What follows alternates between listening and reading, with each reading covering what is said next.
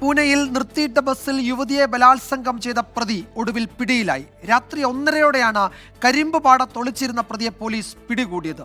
ഭക്ഷണം അന്വേഷിച്ച് പുറത്തിറങ്ങിയപ്പോഴാണ് പ്രതി കുടുങ്ങിയത്. 72 മണിക്കൂറിലേറെ നീണ്ട വ്യാപക തെരച്ചിലിനൊടുവിലാണ് പ്രതി ദത്താത്രേയ രാംദാസ് പിടിയിലായത്.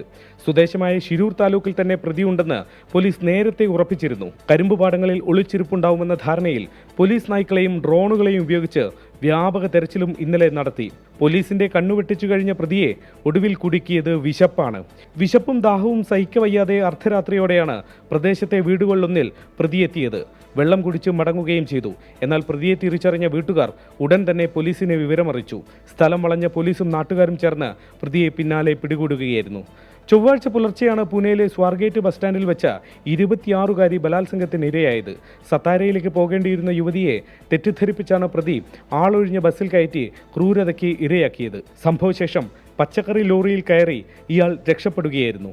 പോലീസ് എന്ന വ്യാജേനെ ബസ് സ്റ്റാൻഡ് പരിസരത്ത് മാസങ്ങളായി പ്രതി കറങ്ങി നടന്നിരുന്നതായി അന്വേഷണത്തിൽ കണ്ടെത്തിയിട്ടുണ്ട്.